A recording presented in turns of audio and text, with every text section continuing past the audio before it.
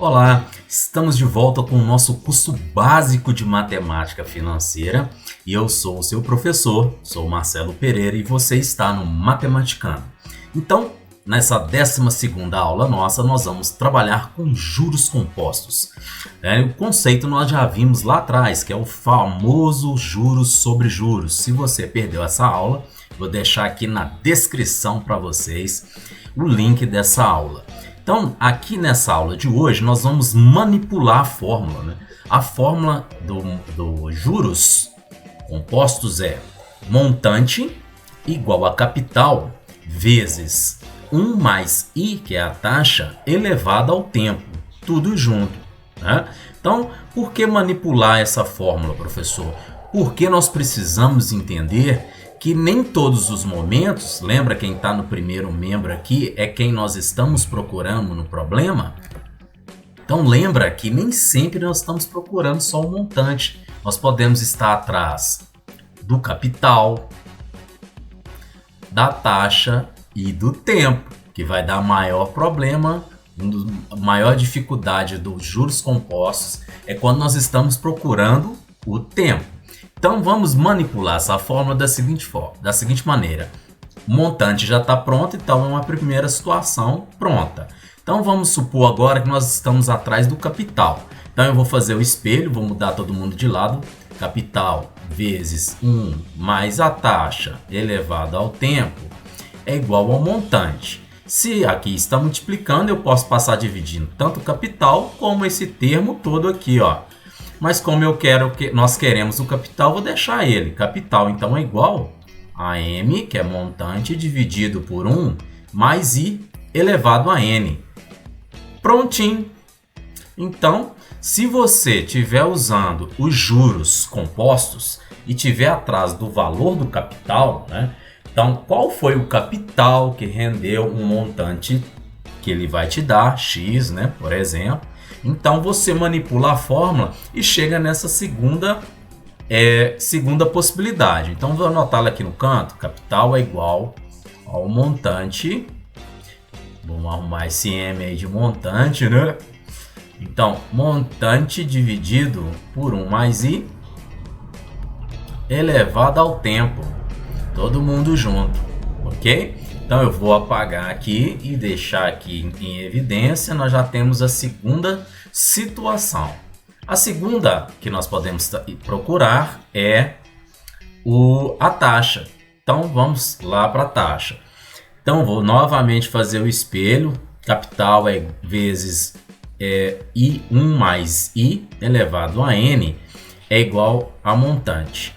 Só que agora nós queremos o I. Então eu vou passar o capital dividindo e vou manter aqui, olha, 1 mais I, que é a taxa elevada ao tempo, é igual a M dividido por C, que é o capital, olha lá, está multiplicando. Ao invés de trazermos o 1 mais I, nós trouxemos o capital agora dividindo. O que vai virar isso aqui? Vai virar uma raiz quadrada. Então isso é 1 mais I, já posso tirar dos parênteses, é igual a raiz enésima, porque é o N, do montante dividido pelo capital. Então agora é só finalizar lá. Para ficar sozinho é só tirar o número 1. Né? Então, isso já vou colocar aqui no cantinho, olha. Isso é taxa é igual a raiz enésima do montante dividido pelo capital, que é um M, menos 1. Porque o 1 mudou de lado, mudou de sinal. Mas, ô professor, explica esse negócio aí dessa raiz enésima. A raiz enésima quer dizer que é qualquer número inteiro, né?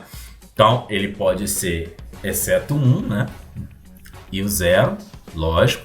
Então, 2, 3, 4, raiz cúbica, raiz quarta, raiz quinta, raiz fracionária, ok? Então, tem que ser inteiro positivo. Então, nós temos aí 3 já situações para a nossa fórmula, né? A primeira que é originada do montante, depois a primeira manipulação nós chegamos aqui na nossa capital, se você estiver procurando o capital, está aqui. Se você estiver procurando a taxa, está aqui. Agora, se nós estivermos procurando o tempo, que vai dar problema. Então, olha só o que vai acontecer. Vai calcular o tempo para ir atrás do tempo. Espero que vocês tenham anotado aí as fórmulas, né? Se não tiver anotado, volta um pouquinho o vídeo, dá um pause e anota. Na verdade, né? Se você tiver a fórmula principal, o resto é manipulação de fórmula. Então, a mesma coisa que eu vou fazer o espelho, capital vezes 1 mais I elevado a N é igual ao montante.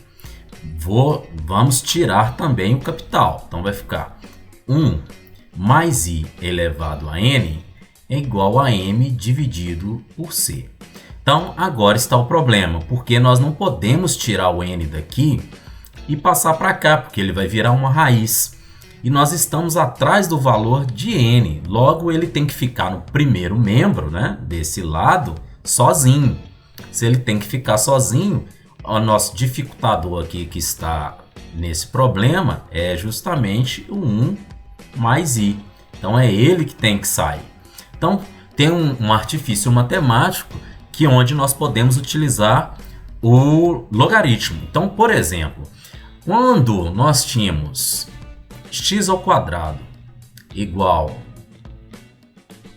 a 5, por exemplo, nós já sabemos que isso vai virar x é igual a mais ou menos raiz quadrada de 5, certo?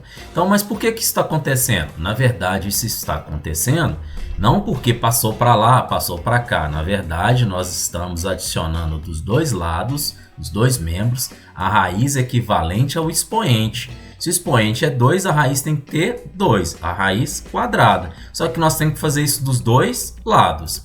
2 dividido por 2 é 1, logo a raiz some, o x fica sozinho. E o outro lado vai ficar a raiz de 5.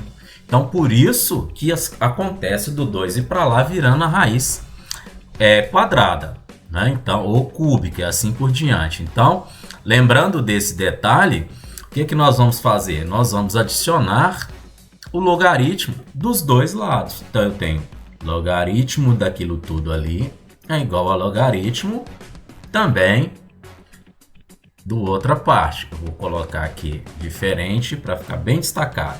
1 mais I elevado a N e M dividido por C, montante dividido por C. Ok, agora nós vamos ter que manipular as propriedades do logaritmo, né? Por isso que nós temos que dominar logaritmo. Então aqui, olha, o N, ele está no expoente, ele vai vir com a propriedade aqui passando para frente. Nós vamos reescrever isso assim, ó, N vezes log de 1 mais I é igual a log de M dividido por C.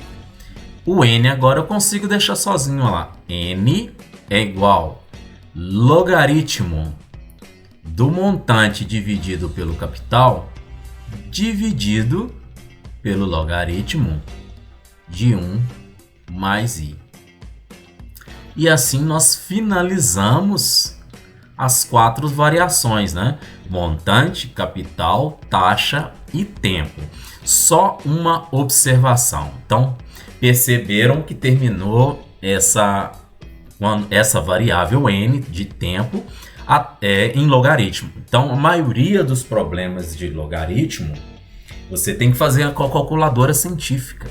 Se você estiver fazendo uma prova de concurso, uma prova do Enem, provavelmente eles vão dar um logaritmo referência. Então, por exemplo, se o logaritmo for terminar em log de 2, eles vão dar, por exemplo, favor considerar 0,3 ou mais algumas duas casas. Então, isso vai ser dado, vai ser informado para que você possa fazer o cálculo sem uso de calculadora. Mas o processo você tem que saber, né? Então aqui você tem que saber a propriedade do quociente, né? Que ainda aqui no denominador, que vai ficar o que ainda? Log de M menos log de C, que vai para a subtração, né? E aqui ainda nós podemos somar a taxa e calcular ela. Se não tivesse, você vai ter que distribuir e assim por diante. Então, para entender, aqui não é para entrar em logaritmo, é para chegar só na manipulações das fórmulas, suas variantes, né? Variantes da fórmula. Então, se você estiver com dúvida de logaritmo, tem que estudar, porque cai e te pega aí na matemática financeira básica, em juros compostos, onde você tem que encontrar o tempo aplicado em tal dinheiro, com tal taxa e assim por diante. Olha, espero que vocês tenham entendido. Fique à vontade para tirar dúvidas, inscrevam-se no canal, deixa a sua curtida e nos veremos nas nossas próximas aulas no nosso curso de Matemática Financeira Básica, trazendo exemplos, e vamos manipular a fórmula nesses 3 exemplos que eu vou trazer para vocês depois dessas aulas, nessa futura semana. Ok? Até mais e um forte abraço!